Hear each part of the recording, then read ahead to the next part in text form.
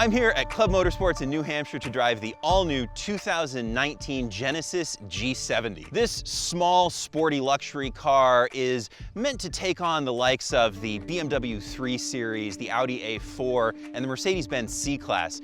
Genesis is really aiming high with this, so we have to answer the question, have they done enough to compete with the Germans? This car also shares a lot of its DNA with the Kia Stinger, which is a car that we at Edmunds really like. So the other question we have to answer today is the G70 better than a Kia?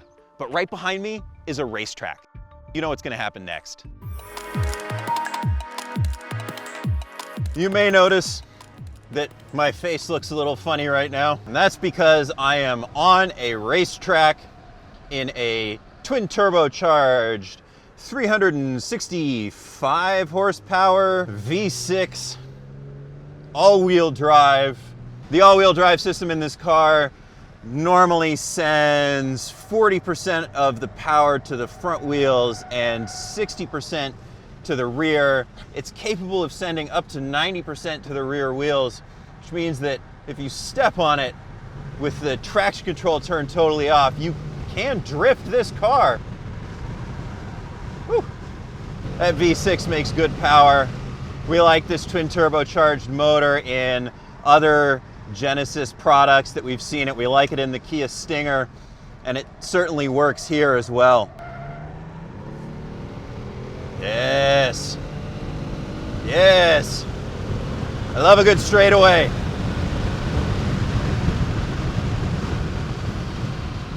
Oh, the brakes are strong. If you opt for the sport models, you get these fat Brembo brakes. And there's also a special dynamic package that's going to be available at launch that includes uprated pads. This car handles really well. I mean, there's definitely some noticeable body roll here, but I expect that from a luxury car.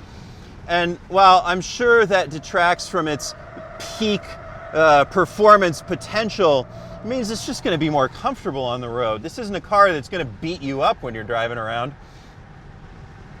You're actually going to be able to enjoy it. And really, I'm impressed with the way that it corners. The turn-in is so sharp. There's a ton of grip from these summer tires. And there's not really a tendency to understeer here. That's one of the things I'm pretty impressed with.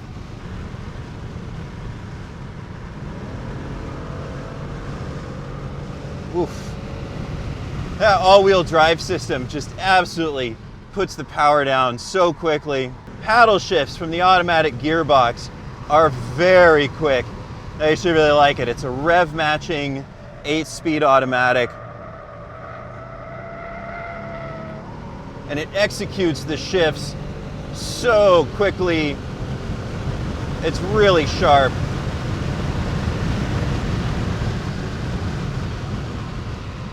This car isn't a track monster. This car isn't about wringing every last second out of your lap time, as that body roll can attest to. But it's a lot of fun to drive out here. Well, it was a lot of fun, but you know, you're probably not going to drive this car on the track a whole bunch, so maybe we should find out what it's like on a real road and talk about what this car would be like to live with.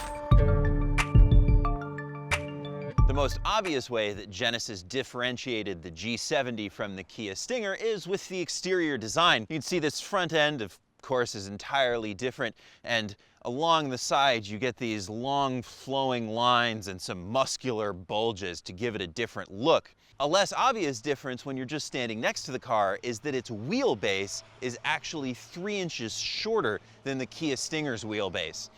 Now this is paid off in a few ways. The car is a little bit more athletic. The shorter wheelbase helps it rotate more like a sports car, and it's also saved some weight.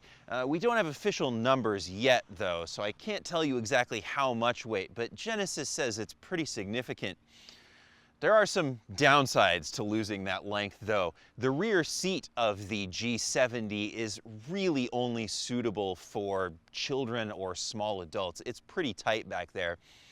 And around the back, this is a traditional sedan instead of a hatchback, so there's a little less usable space in the trunk. When I first saw pictures of the interior of the G70, I was a little trepidatious. The center console really looked a lot like what we'd seen in the Stinger, and I was worried that it wouldn't differentiate itself enough.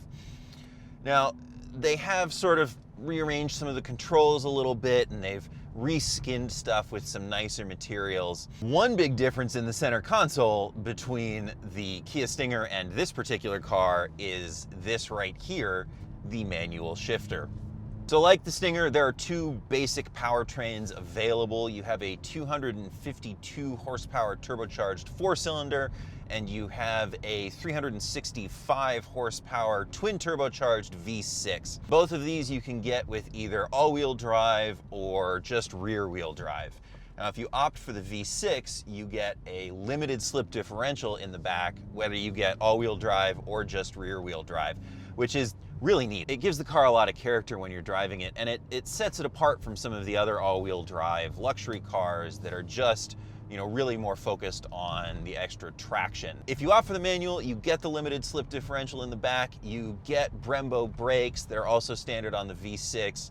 You don't get the top trim level options. You don't get leather seats, you don't get the quilted leather. I've got cooled seats in here, but I'm just sitting on the leatherette. They figured that if you want the manual transmission, you're more interested in driving dynamics and less interested in all the features. This car has all of the technology you'd expect from a luxury car. You get adaptive cruise control standard, except in a manual. You get all of the active safety features you expect, like blind spot monitoring and rear cross traffic alert. You get an 8-inch touchscreen infotainment system with Android Auto and Apple CarPlay. And as you move up through the trim levels, you also get things like a surround view camera. You can get a wireless charging pad for your cell phone. I talked about the engines on track. They're pretty strong. That 6-cylinder pulls pretty well, and especially when you're driving it on the street, it feels more than ample.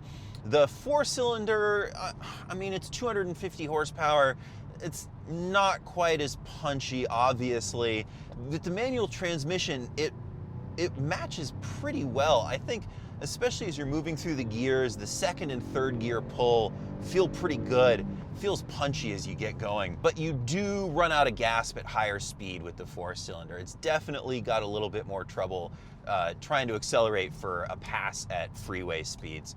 At the highest trim level, you do get adaptive suspension, which has selectable modes. The ride with adaptive suspension is really nice. The standard suspension is a little stiff. I mean, it's definitely tending towards the sporty end of the spectrum, but it handles bumps well. It definitely takes the edges off of bigger impacts, and it avoids any sort of bounciness. It feels settled. It feels pretty good.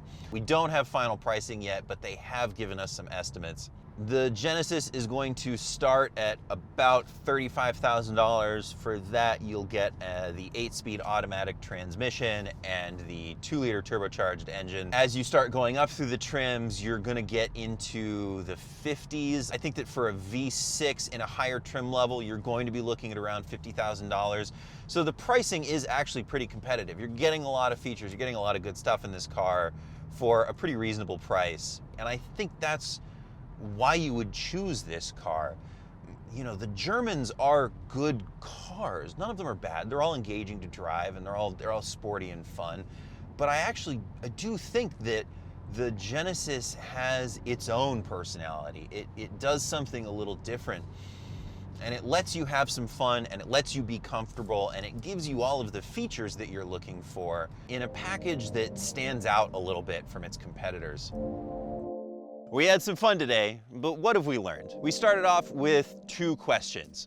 First, has Genesis differentiated the G70 enough from the Kia Stinger? I gotta say yes. There's definitely some similarities when you get into it, but in terms of the driving dynamics, in terms of the feel of the car on the road, and in terms of just some of the luxury upgrades that you get, like that really lovely quilted leather, I think they've done enough to make this the kind of vehicle that you would consider entirely separately from the Stinger. Especially if you don't need the extra trunk space or you don't need a large back seat, you're just gonna have more fun in the G70. But how does the G70 stack up to its German competitors? Well, something like the Audi A4 is going to have a lot more pretty technology in it, the fancy screens and gizmos that give you some wow factor there.